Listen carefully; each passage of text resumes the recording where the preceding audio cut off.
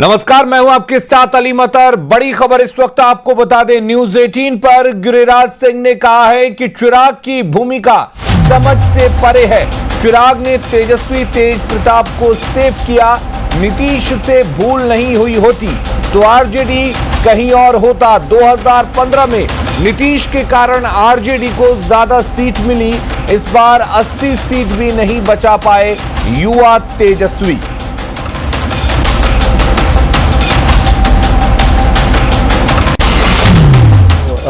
आपने कहा 125 सीटें एनडीए ने ली है, लेकिन ये भी सच्चाई है कि अभी बिहार विधानसभा में सबसे बड़ी पार्टी आरजेडी होगी। और कहा यह जा रहा है कि 31 साल के एक लड़के ने जैसे वो कर दिया जिसके पास कोई अनुभव नहीं था।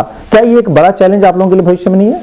मैं फिर इस पर साफ करना चाहता हूं। जैसे आपने कहा कि पहली बार बड़ा भाई हुए हैं, मैंने कहा मैं 67 सीट लेकर के भी नीतीश जी को मुख्यमंत्री बनाया। उसी तरह ये कौन सी बात कह रहे हैं साहब? मैं तो कहता हूं, मैं याद दिलाना चाहता हूं 2015 का चुनाव। 2015 के चुनाव में 80 सीट आया आरजेडी को। तेजस्वी जी की कौन सी भूमिका थी? वही एमवाई का समीकरण जो पिताजी ने तैयार की थी। मैं तो कहता हूं नीतीश जी से अगर भूल ना हुई होती तो आज आरजेडी कहीं और होता। और लालू जी गुस्सा में आ जाते हैं जब मैं एक बार कहा था कि लालू जी को नीतीश जी का लॉकेट पहन लें कि राजनीतिक जीवन दे दिया।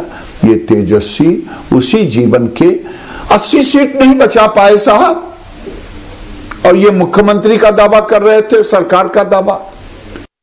नई सरकार का शपथ ग्रहण कब होगा इसके बारे में तारीखों का ऐलान तो नहीं हुआ, लेकिन इसमें जो जेडीयू से एक सूर जो उभर कर आया है वो ये है कि सिर्फ जो 125 सीटें आई है, यानी जो एक सिंपल मेजोरिटी बिहार विधानसभा चुनाव में आपको मिली है, यह 180-190 सीटों तक जा सकती थी अगर चिराग पासवान की पार्टी एलजेपी ने बिहार में एनडीए को डैमेज नहीं किया होता। आप एक समय चिराग पासवान के प्रति थोड़े शॉक थे, हालांकि चुनाव में आपने काफी अटैक किया। यह कितना बड़ा फैक्टर रहा है चिराग पासवान और उनकी पार्टी एलजेपी का उम्मीदवार देने? देखिए, मेरा मानना है कि मैं कोई खास सीट वाइज समीक्षा किया नहीं लेकिन ना हम चिराग पासवान के प्रति सॉफ्ट रहे और ना हम हार्ड रहे। राजनीतिक परिस्थितियों के कारण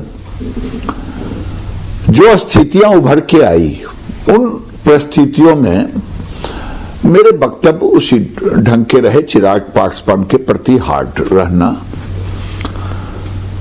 यह बात स्वाभाविक है कि गठबंधन, कई गठबंधन थे, लेकिन दो गठबंधन के बीच सीधी लड़ाई थी, महागठबंधन और एनडीए।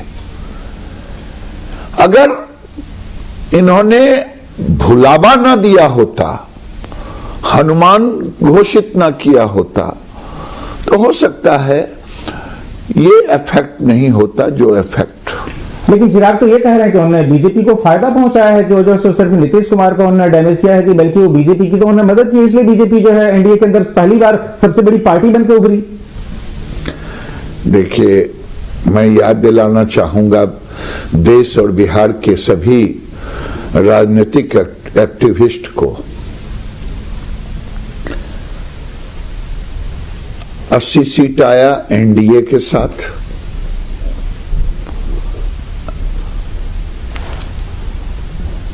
जब हम 2010 में थे तो हमारी भी सीटें काफी ऊंचे आए।